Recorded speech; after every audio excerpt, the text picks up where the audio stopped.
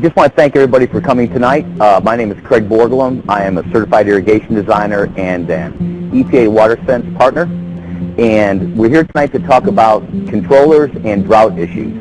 As you know, Florida's in a prolonged drought and it's going to go on, so we're going to always be stuck with these water restrictions that we have. The water restrictions that we have, they're now statewide, are that you can only water twice a week, and you can only water between 4 p.m. and 10 a.m., which for most people should be more than enough time. For a lot of large commercial projects, they do have a problem with that water window. Anyways, this is more based toward the residential homeowner. I want to start speaking about the controllers. Okay, this is a very standard controller, probably the most common one that I see in my work in the residential market. And it's a digital controller, which is much better than the old mechanical controllers that you might have seen, especially in places like Sarasota County and Volusia County. You can't even have a mechanical controller anymore. So after I show how to operate this, then I was going to do a small PowerPoint showing how to change one out yourself in case you wanted to do that. So first, let's talk about run times. Sprays, which are the little pop-up ones that don't move, they just pop up, spray, and then pop back down. Those have to run for 1/3 of the time as what we call rotors. Rotors are the big ones that turn and spray a long distance. Quite often I will go and see where someone has all their sprinklers set to 30 minutes per zone, whereas they might have 2 spray zones and 2 rotor zones. So what's happening in this situation is the rotors aren't on long enough and the sprays might be on a little bit too long. Now, when we apply water, what we're trying to do is we want to fill the soil area, which is about 6 to 8 inches deep. We're not trying to water that much deeper than that because trees and other really large, deep-rooted shrubs, they get water without having to put in a lot of supplemental water from your sprinkler system. So as we're trying to water this area, we're also trying to limit the amount of water that runs off. And also because Florida has very sandy soil, the water has a tendency to percolate down past the root zone to where it's not available to the plant to use. So what I'm going to show you is a different kind of way to set your controller versus what I commonly see, which is they just set it for, let's say, 20 minutes for the sprays and an hour for the rotors. Which, if you have a reasonably efficient sprinkler system, that's probably a good ballpark figure to use because you can't get a real to-the-minute idea of what any individual zone at your house would use without doing a water audit, which is a complicated, expensive thing. So we'll just assume that we want to run the spray zones for 20 minutes and the rotor zones for an hour. And of course, that would change if an area is in deep shade, you would probably want to do half that amount. We're talking about areas that are in full sun.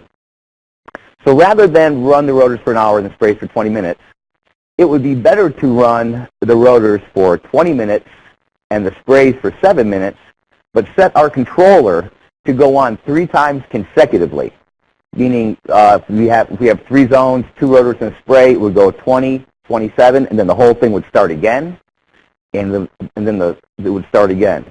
The reason for that is because we're trying to eliminate 2 things.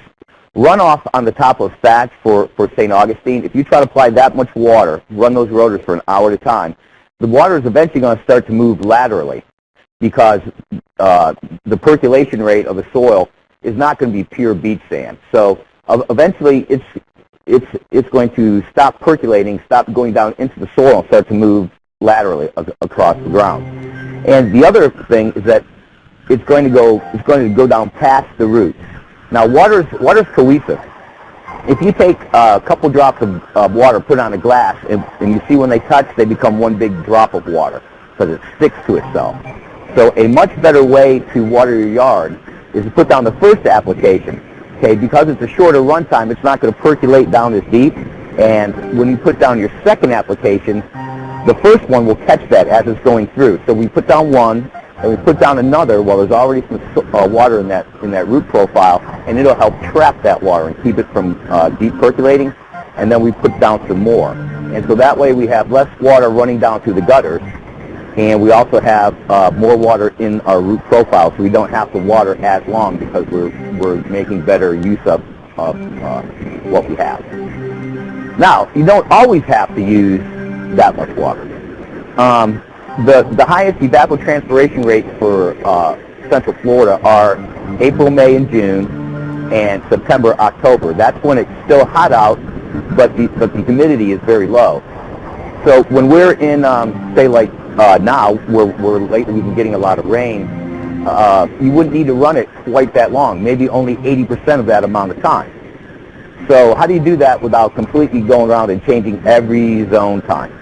Well, any decent digital controller will have a function here called a water budget or a water adjust. I think Hunter calls it a global adjust. And what it does is if we have 60 minutes on zone 1, and let's see what's on zone 2 here, 20 on that and 60 on that. Let's say we want to use, we think we could drop our runtime by about 20%. So instead of changing all of these individually and trying to do the math on it too, what's the 20% of whatever you're running, you turn it to this water budget. And using the up-down buttons, if we bring this down to 70% and we start this controller, now instead of the zone 1 running for 60 minutes, it's going to run 42. And what was running 20 minutes is now going to run 14. And when we get in the wintertime, you can probably set this down to 30 or 40% of what's needed during the hottest, least humid parts of the year. Now, I'm going to show you how to, I'm going to bring this back up to 100. And I'm going to show you how to set these run times. Okay. That's at 60 minutes, so we don't want to do that. We're going to bring that down to 20.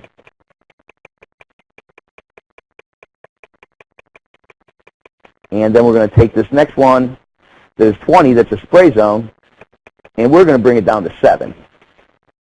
And what we're going to do is we're going to make this controller start 3 times. So we go to the first start time, which let's say is, we'll make that 3 a.m. And let's say all of this time together here equals 50 minutes. We're going to go to the next start time. And because we're not going to be running a full hour, we're going to make that one start at 4 a.m.